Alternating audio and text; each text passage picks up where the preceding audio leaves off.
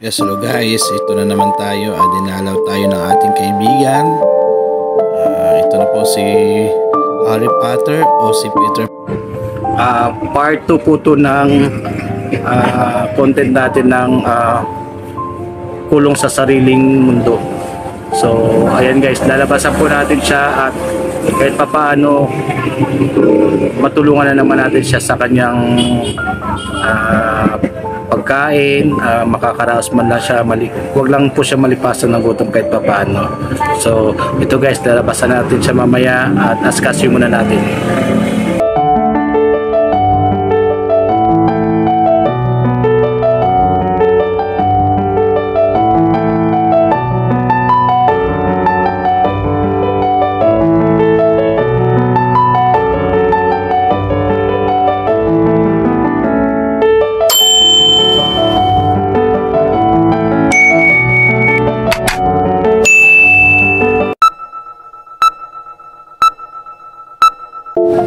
Ayan na nga guys, dumating na po ang ating kaibigan. Medyo late na po siya sa kanyang tanghalian. So alam na po natin kung ano dapat kong gawin. Dahil once nandiyan po siya, yun nga sinasabi ko, matik na po yan. So kunting kwentuhan muna. Ayan po, automatic po yan pag lumalabas po ako. Pupwesto na po siya dyan sa area yan. Kaya yan. So nakakalungkot po araw-araw na ganito, araw-araw na naranasan niya yung gutom. So malaking bagay po to yung ginagawa natin kahit mali, kahit hindi kalaki ang pera, at least makakatulong po tayo mula sa ating puso. So yan nga si kuya, yan nga sinasabi ko nga siya na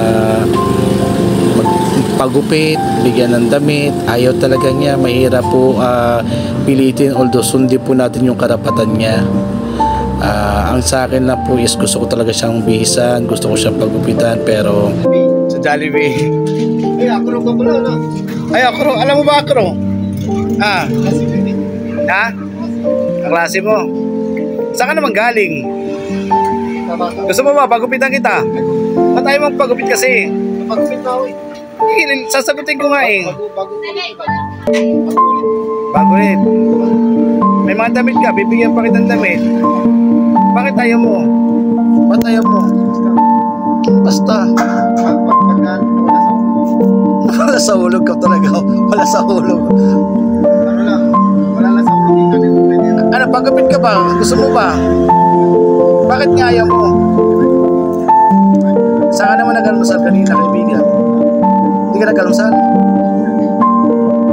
Bakit? Kape lang. Saan ka naman natulog kagabi? Ayaw mo ba? Bigyan kitang damit, tapos pagupit ka para kahit pa paano, pogi dating mo eh. Ha? Ano na? Ayan na, para malinis lagi. Kaya parang pera na. Hindi ko libre na nga kita eh. Ano, ayaw mo ba? Ani mo ng pera, intindi mo muna sa sarili mo. Para malinis tayo lagi. Ha? Hindi. Unahin natin pagkain. Hindi. Maganda yun, ano, malinis. Tapos, palaka? Hindi ako makain ng palaka. Palamuay. Malabas.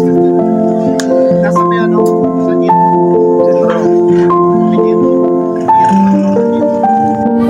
Kaya guys, ako pinipilit ko siya talagang magpalit ng damit, maligo.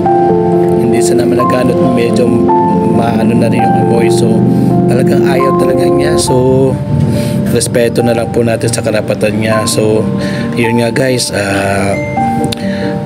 sa akin siguro malaking bagay na po itong ginagawa ko, yung may kausap siya, may malalapitan siya, may karamay siya, dahil alam po natin naman yung sitwasyon niya, di ba? So hindi po ko manghihinayang bigyan siya ng oras, bigyan siya ng time na may makausap man lang siya, may makukwentuhan po siya. So malaking bagay na po para sa akin yun, at lalong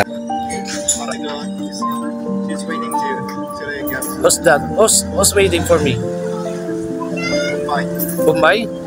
jump you. Who's Mumbai? Like right side. The right side?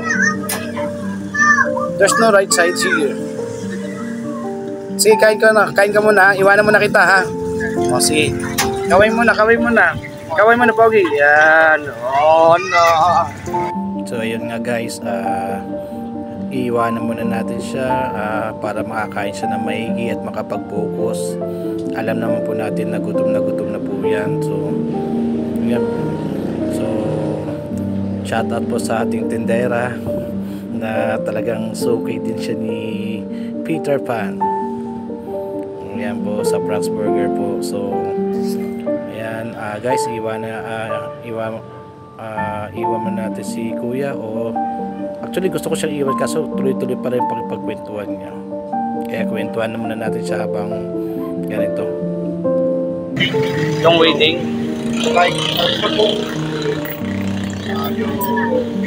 okay, you like. Example, government. Connect to government.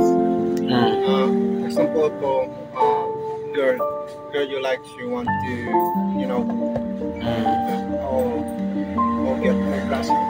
Sir, seriously, are you Filipino pure or not? Are you Filipino pure or not? Same.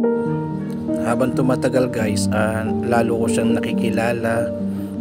Naku-curious din ako, guys, kasi minsan ang galing niya mag-English kaysa sa akin. So may mga accent siya, so nagiging curious ako sa pagkatao niya kasi medyo alam mo yung habang tumatagal medyo gumaganda yung aura niya dahil sa may kausap siya, tapos mukha nag-i-enjoy siya.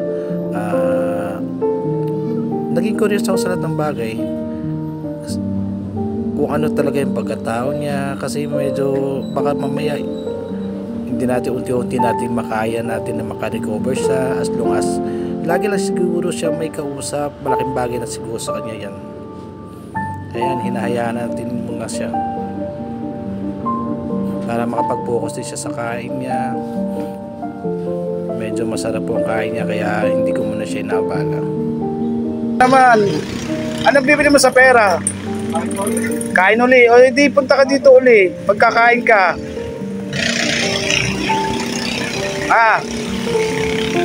Paano? Balik mo na ako trabaho. Bukas ulit. O sige, babay. Babay ka muna sa ano. I don't promise you. You don't promise to back. Okay. O so babay to viewers. Babay na. So ayun, guys, nagpaalam na muna ako sa kanya at may trabaho talaga ako.